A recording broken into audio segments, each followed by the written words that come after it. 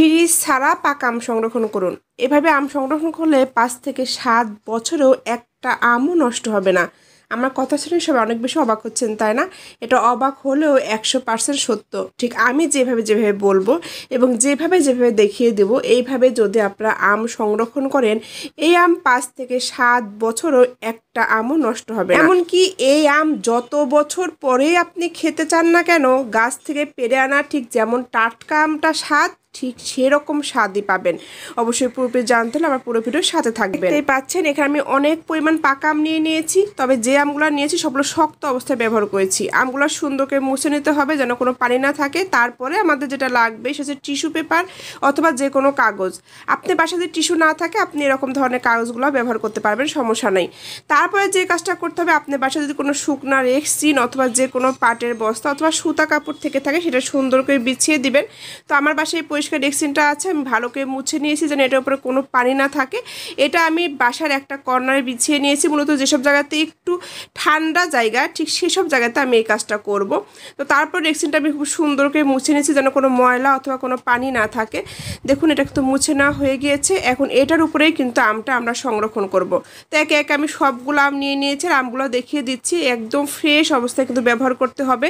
আমের গায়েও কিন্তু একটুও পানি থাকা যাবে না, পুরোপুরি শুকনো ফ্রেশ আম ব্যবহার করতে হবে। তো এখন যেটা করতে হবে, আমাদের লাগবে একটা টিস্যু। আমি এখানে টিস্যু দিয়ে দেখিয়ে দিচ্ছি, আপনারা যে কোনো কাগজ অথবা পেপার দিয়ে একই কাজ করতে পারবেন, সমস্যা নেই। তো একটা টিস্যু নিয়ে টিস্যুর উপরে একটা করে আম দিয়ে সুন্দর করে আমটা ভালোভাবে পেঁচিয়ে দিতে হবে।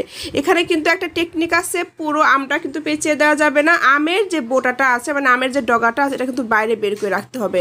ঠিক আমার হাতের দিকে লক্ষ্য করে আপনাদের বুঝে নিতে হবে আমি কাজটা কিভাবে করছি। দেখুন আমের এই উপরের অংশটা কিন্তু একদম ফাঁকা করে রেখেছি।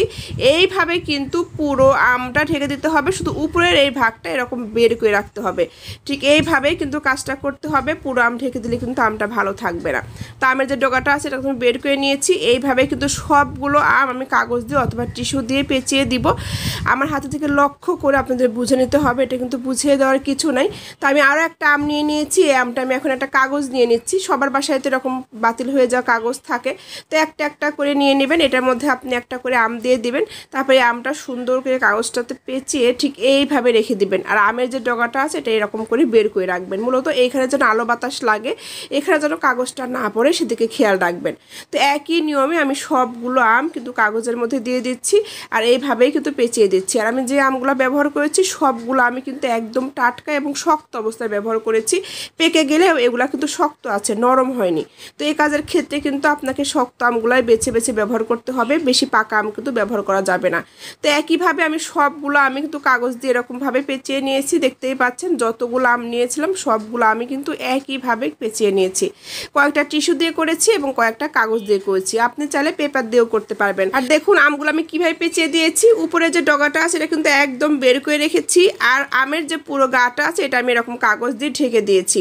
এইভাবেই কিন্তু করতে হবে অবশ্যই, এটা কিন্তু ঢেকে দিলে নষ্ট হয়ে যাবে। এখানে আপনি যে কোনো আম ব্যবহার করতে পারবেন। অনেকের ক্ষেত্রে অনেক আম থাকতে পারে, অনেকের বাসায় অনেক ধরনের আম পাওয়া যায়। তো সেই ক্ষেত্রে আপনি যে কোনো আম একই নিয়মেই কিন্তু করতে পারবেন। আমি এখানে যে আমগুলো নিয়েছি শুধু এই আমগুলো নিতে হবে সেটা না, আপনার বাসায় যে ধরনের আম আছে সেই ধরনের আমই নিতে পারবেন। মূলত যে আমগুলো আপনি সারা বছর রেখে খেতে চান সেই আমগুলো এভাবে ব্যবহার করতে পারবেন। তো আমি যে আমগুলো নিয়েছি সবগুলো কিন্তু এরকম কাগজ দিয়ে পেঁচিয়ে দিয়েছি। আমার এই আমগুলো খুবই বেশি ভালো লাগে এবং আমার বাসার সবারই অনেক বেশি পছন্দ। আম শেষ হয়ে যাওয়ার পর পর্যন্ত কিন্তু সবাই খেতে চায়, সেক্ষেত্রে কিন্তু আমি এই কাজটা করেছি। তো এখন আমাদের যে কাজটা করতে হবে, আমের যে ডগাটা বের হয়ে গিয়েছে দেখতেই পাচ্ছেন সবগুলো আমের ডগাটা কিন্তু বের করে রেখেছি। এখন এইখানে আমরা যে জিনিসটা ব্যবহার করব সেটা হচ্ছে সরিষার তেল।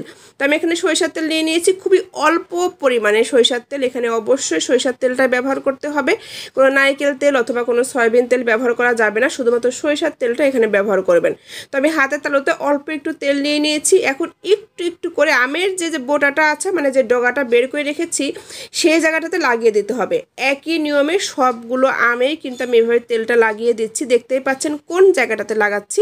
ঠিক এইভাবেই কিন্তু সবগুলো আমে আপনি তেল লাগিয়ে দেবেন। আর তেলটা কিন্তু বেশি দেওয়া যাবে না, আর যখন আপনি তেলটা দিবেন পুরো আমের গায়েও কিন্তু ছড়িয়ে দেওয়া যাবে না, শুধুমাত্র আমের যে ডগাটা আছে এই জায়গাটাতে কিন্তু তেলটা দিতে হবে। আর তেলটা খুবই কম পরিমাণ নিয়ে নেবেন। আপনি হাতের তালুতে অল্প একটু নিয়ে নিয়ে প্রায় 5 থেকে 7টা আম কিন্তু এরকম করে দিতে পারবেন, সমস্যা নেই। তো আমি অল্প একটু তেল নিয়ে নিয়েছি, এতে করে কিন্তু 5 থেকে 7টা আম আমি এরকম করে তেল দিয়ে দিচ্ছি। দেখতেই পাচ্ছেন ঠিক আমের যে ডগাটা আছে এই জায়গাটাতে আমি সবগুলোতেই তেল দিয়ে দিচ্ছি একই নিয়মে। দেখতেই পাচ্ছেন আমি কতটুকু তেল নিয়েছিলাম, আর এই তেলটা দিয়ে কিন্তু সবগুলো আমের এই ডগাতে আমি তেলটা দিয়ে দিয়েছি। যেখানে একটু কম মনে হয়েছে সেখানে আমি হালকা একটু তেল ব্যবহার করেছি, তবে পুরো আমের গায়ে কিন্তু তেলটা কোনোভাবে দেওয়া যাবে না, শুধুমাত্র আমের এই ডগার এখানে দিতে হবে। তো আমি সবগুলো আমে কিন্তু তেলটা লাগিয়ে নিয়েছি, এখন এটাই সংরক্ষণ করার পালা। তো আপনি যেখানে এটা সংরক্ষণ করবেন সেই জায়গাটা যেন একটু ঠান্ডা অবস্থায় থাকে। যদি আপনি বাসায় এসি চলে তাহলে সেই এসি রুমের খাটের নিচে রাখতে পারেন, আবার মূলত যেখানে রোদ অথবা বেশি গরম থাকে না সেই জায়গাতে রাখলে বেশি ভালো হয়। তারপরে আপনি যেখানে সুবিধা আপনি সেখানে রাখতে পারবেন। তো আমি যে রেক্সিনটা বিছিয়ে রেখেছিলাম এখন এটার উপরে আমি আমগুলা খুব সুন্দর করে সাজিয়ে রাখছি। আর এটা রাখার ক্ষেত্রে যেটা করতে হবে, আমের যে বোটাটাতে আমরা তেল লাগিয়ে রেখেছি ওটা উপরের অংশ রাখতে হবে, আর যেখানে আমরা কাগজ লাগিয়ে রেখেছি সেটা নিচের অংশ রাখতে হবে। ঠিক এইভাবে আমটা সুন্দর করে দাঁড়িয়ে রাখতে হবে, মানে সাজিয়ে রাখতে হবে। একটা পর একটা আম আপনি এইভাবে সাজিয়ে রাখবেন, যতটুকু পারবেন একটু ফাঁকা রাখার চেষ্টা করবেন, তাহলে আর বেশি ভালো হবে। তো দেখুন আমি সবগুলো আম কিন্তু এইভাবে সাজিয়ে নিচ্ছি। আর আমগুলো কিভাবে রাখছি, আমের বোটাটা কিন্তু উপর দিকে বের করে রেখেছি, তারপরে এই যে আমের গায়ে আমি কাগজটা লাগিয়ে রেখেছিলাম এটা আমি নিচের দিকে দিয়ে আমগুলো সাজিয়ে রাখছি। আমের ডগাটা বের করে না রাখলে কিন্তু আমটা বেশি দিন ভালো থাকবে না, কয়েকদিন পরে কিন্তু নষ্ট হয়ে যাবে। সেক্ষেত্রে এইভাবে কিন্তু সাজাতে হবে, একটু একটু করে আপনি লাগিয়ে রাখবেন যেন এটা খুলে না যায়। আলতো আলতো করে আমটা মূলত এইভাবে সাজিয়ে রাখাটাই উদ্দেশ্য। একটা পর একটা দিতে গেলে কিন্তু কাগজটা খুলে যেতে পারে, সেক্ষেত্রে খুবই আস্তে আস্তে করে সবগুলো আম একটা একটা করে রাখবেন, আর মাঝে যে ফাঁকা অংশটা থাকবে সেটার মধ্যে আর একটা আম রেখে দেবেন, এতে করে আমগুলো কিন্তু পড়ে যাবে না, খুব সুন্দরভাবে ঠিক এইভাবেই সাজানো থাকবে, আর কাগজটাও কিন্তু খুলে যাবে না। তো একইভাবে আমি সবগুলো আম সাজিয়ে নিচ্ছি, আগে কয়েকটা বেশি দিয়েছি তারপরে একটা একটা করে কম দিচ্ছি, ঠিক এইভাবে সাজাতে হবে। দেখতে পাচ্ছেন আমার হাতের দিকে লক্ষ্য করে কিন্তু ভালোভাবে বুঝতে পারবেন। উপরে কিন্তু আমি 6টা দিয়ে দিয়েছি, তারপরে 5টা দিয়েছি, ঠিক এইভাবে একটু একটু করে কমানোর চেষ্টা করেছি। এভাবে আমগুলো সাজালে আপনি অনেকগুলো আম অল্প একটু জায়গার মধ্যে সাজিয়ে রাখতে পারবেন, আর আমগুলো কিন্তু এরকম করেই থাকবে, এটা পড়ে যাবে না এবং খুলেও যাবে না। তো দেখুন আমি আমগুলো খুব সুন্দর করে সাজিয়ে রেখেছি, ব্যাস আমাদের আর কোনো কিছুই করতে হবে না। এইভাবে আপনি আমটা সংরক্ষণ করবেন। এই আম আপনি ফ্রিজ ছাড়া 15 দিন 20 দিন 1 মাস পর্যন্ত সংরক্ষণ করতে পারবেন।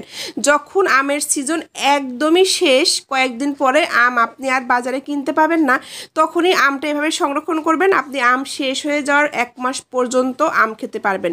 এটা ফ্রিজ ছাড়াই কিন্তু 15 দিন 20 দিন 1 মাস পর্যন্ত ভালো থাকবে, যদি আমি যেভাবে বলেছি এভাবে সংরক্ষণ করেন। একটা আমও কিন্তু নষ্ট হবে না, আপনি 1 মাস পর পর্যন্ত কিন্তু খেতে পারবেন।